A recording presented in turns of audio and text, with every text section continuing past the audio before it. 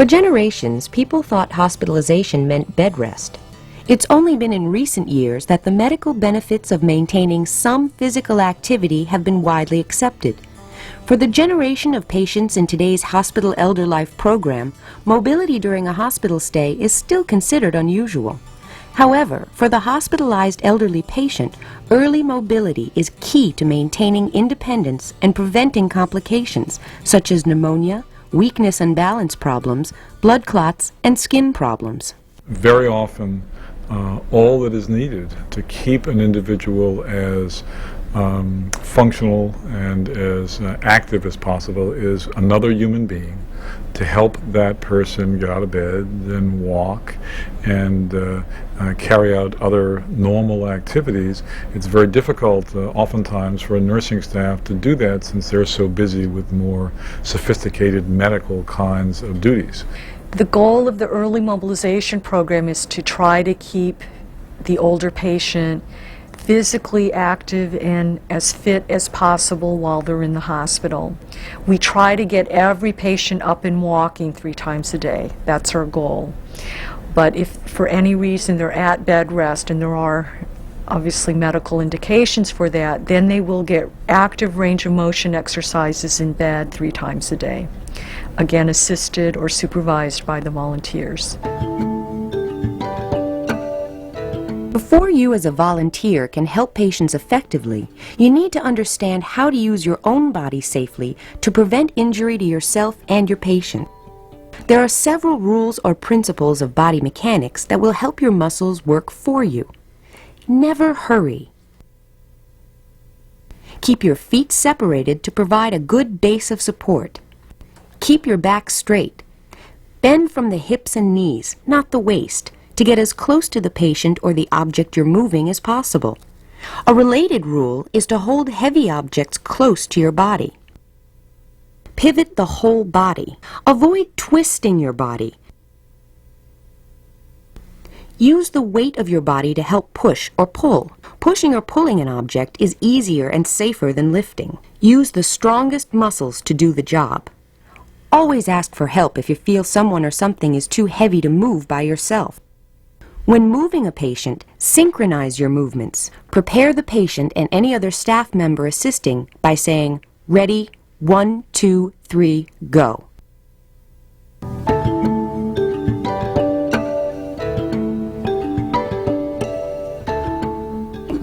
And the hardest thing probably to get people to do is the mobility, because they don't want to get out of bed. They feel sick. They don't want to get up. To get a patient ready for moving, whether it's from a bed to a chair or from a bed to a standing position for walking, the volunteer needs to do a little advanced preparation. Make sure you have the patient's cane or walker at hand. Clear the path you're planning to take of any obstacles. What I'm going to do is I'm just going to lower the bed. Lower the bed to the lowest possible horizontal position. Raise the head of the bed if the patient is unable to get into a sitting position, and then lower the rails. To assist the patient to a sitting position, ask the patient to roll on her side and slide her legs closer to the edge of the bed. Help the patient lower her legs over the side of the bed, and then have her push up to sit on the side of the bed. Let the patient rest in this position for a few minutes to prevent dizziness while you help her put on a robe or extra Johnny coat for modesty. Before allowing the patient to stand, make sure she has non-slip footwear on her feet. We always instruct our volunteers to make sure the patient has something on their feet. And if the patient has no slipper or no shoe, the next best thing that we have at our facility are the non-skid booties. If a patient is utilizing the non-skid booties, to make sure the non-skid marks are on the sole of their foot.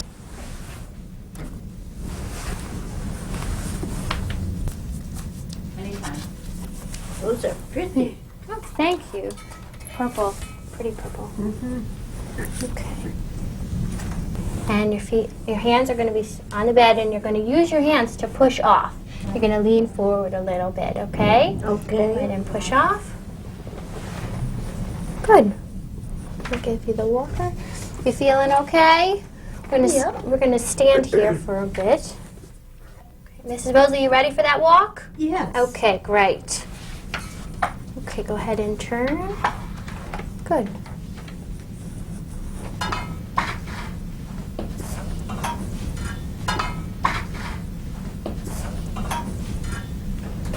How you feeling, okay? Good. Good. You're doing great. For patients who are able to walk, the Hospital Elder Life program provides walking assistance 3 times a day.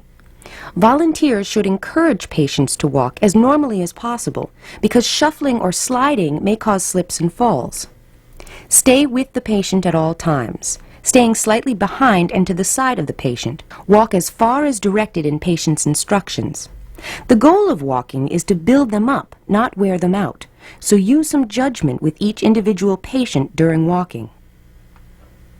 After the walk, the procedure for returning the patient to bed is to have the patient back up to the side of the bed near the top of the bed so the patient's head is in position to easily reach the pillow. Have the patient sit down by reaching back to the bed and then bending at the waist, hips, and knees to slowly lower to a sitting position. Don't let the patient flop. The next thing we're going to do is we're going to swing your legs back up onto the bed. Let the patient remove slippers and robe and swing the legs back up onto the bed. Volunteers should help as needed. Put your head back. I'm going to put your side rail up. Once the patient is centered, adjust the head of the bed to the position the patient finds comfortable. Assist the patient to push with her feet and elbows to get in a comfortable position and readjust covers, rails, and call bell. Put furniture and walking aids in their original positions. And finally, wash your hands. Safety is a large part of a volunteer's training. In the event that a patient does start to fall, the volunteer should try to lower the patient to the ground. Do not try to stop the fall. Keep your back straight and your feet apart. Hold the patient under the arms or around the waist and get as close to the patient as possible. Ease the patient to the floor, protecting the head. Continue to bend at your hips and knees as you lower the patient. Stay with the patient and call for help. Do not try to move the patient until someone else takes over.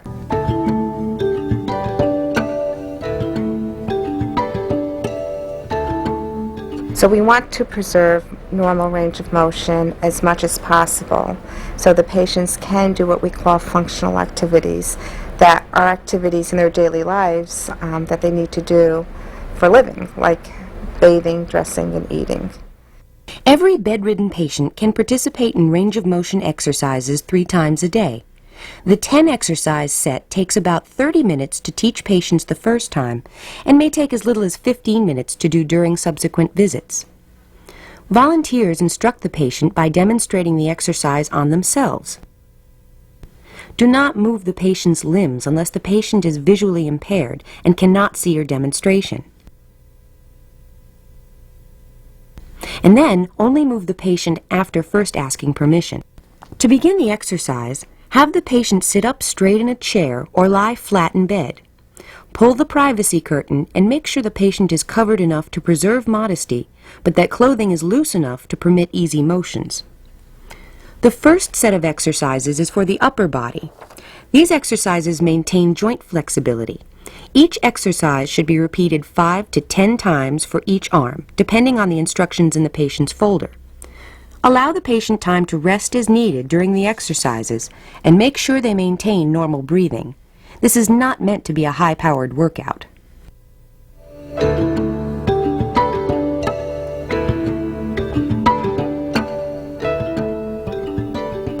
The first exercise we're going to do is we're going to bring our arm nice and straight up and back down. Yep. Yeah, they're feeling okay. And up for 4. How's this feel, okay? Okay. Good. And down. And 5. Good.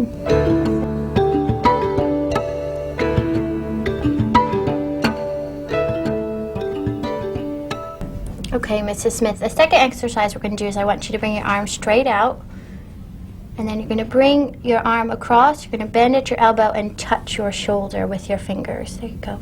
And back across. Make sure you really touch those shoulders. Bend and touch your shoulders. There you go, good. And back across. 4, and back around, and number 5. Good.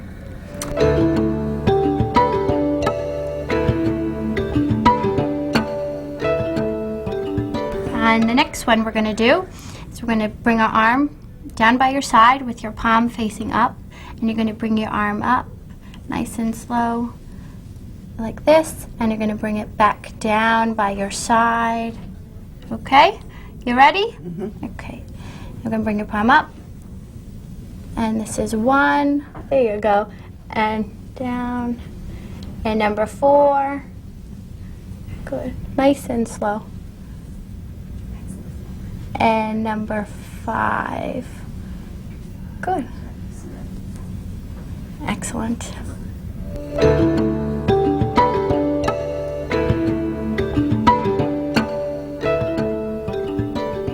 The next exercise we're going to do is we're going to bring our elbow out straight. You're going to bring your arm up toward the ceiling. You're going to bring it down toward the bed and back up by your head like this.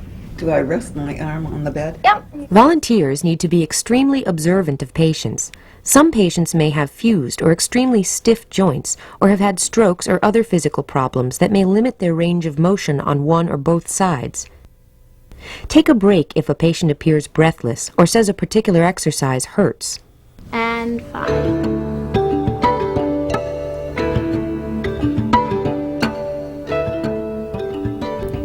Okay, Mrs. Smith, the next exercise we're going to do is you're going to bring your arm up, you're going to touch your shoulder, and then you're going to bring your palm down back toward the bed.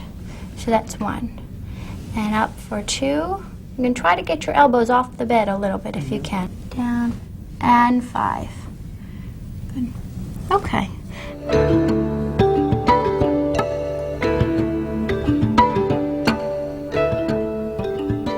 Okay, the next one we're going to do is you're going to keep your arm by your side, and you're going to bring your palm up, and then turn your thumb toward the bed. Good.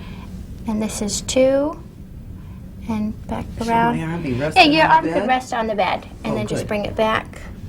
Good, and down, good, and back, and 4, and 5. Okay.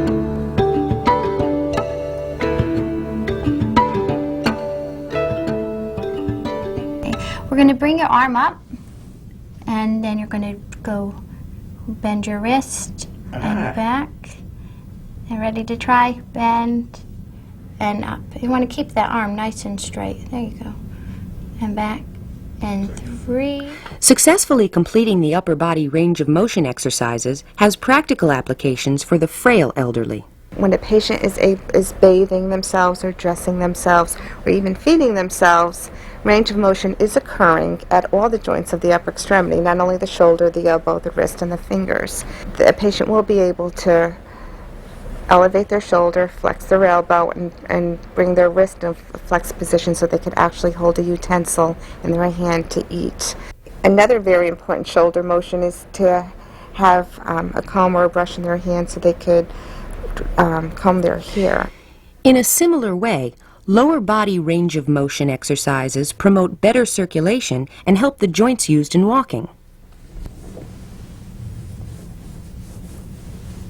Okay, and I'm going to cover you with this.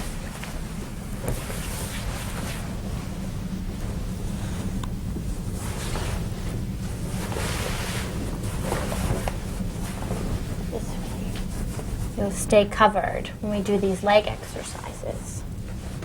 Okay, what I'm going to do now is I'm just going to bring this across like this.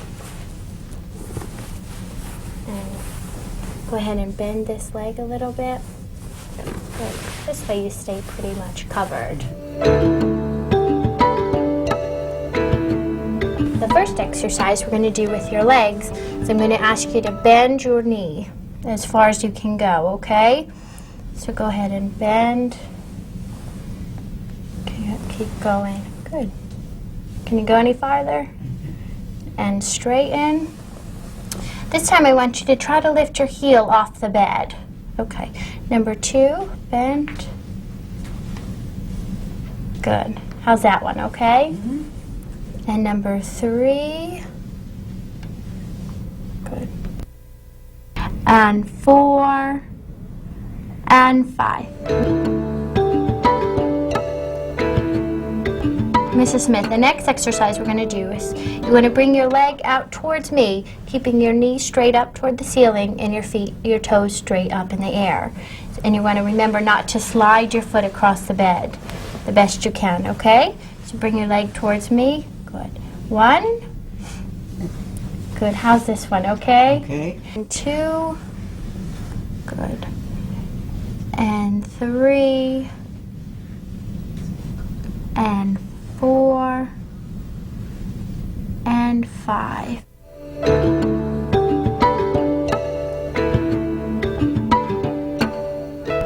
Mrs. Smith, we got one more exercise to do. The last one we're going to do is you're going to bring your toes up and you're going to hold it for 5 seconds and then you're going to bring it back toward the foot of the bed and hold it there for 5 seconds. Okay? Mm-hmm. Ready? And 1, 2, 3, 4, 5, and now back. 1, 2, 3, 4, 5, and the last one up, and 1, 2, 3, 4, 5, and down. 1, 2, 3, 4, 5. Excellent. Mrs. Smith, how do you feel? We're all done with the exercises. Good. You feel good? Great. Yeah. As part of the early mobilization program, volunteers will also be called upon to help transfer patients to and from wheelchairs. Position the bed and get robe and non-slip footwear for the patient. Clear the path and bring the wheelchair so that the seat is at a 45-degree angle on the patient's strongest side. Lock the brakes on the wheelchair and lift the leg and footrests out of the way. Ask the patient to get into a sitting position on the side of the bed, with the patient's strongest side closest to the chair. Get the patient to the side of the bed and bring legs over as you would for walking. Have the patient position feet apart for balance. As the patient leans forward and pushes up from the bed, she should stand and pivot to the wheelchair until she can feel the back of her legs against the wheelchair seat. The patient should lower slowly, not flop into the wheelchair. Volunteers should coach patients with step-by-step instructions throughout this process to allow patients to do as much for themselves as possible. Unlike walking, where volunteers are positioned slightly behind the patient, volunteers guard the patient from in front during wheelchair transfers. When the patient is centered in the chair, lower the foot and leg rests. Hang any IVs onto the pole at the back of the wheelchair. If the patient has a urine catheter bag, it should be fastened low at the bottom of the side rail. Keep all tubes free from kinking, twisting, or stress of any kind. Unlock the brakes and push forward with the entire weight of your body. To get a patient back into bed, reverse all the steps.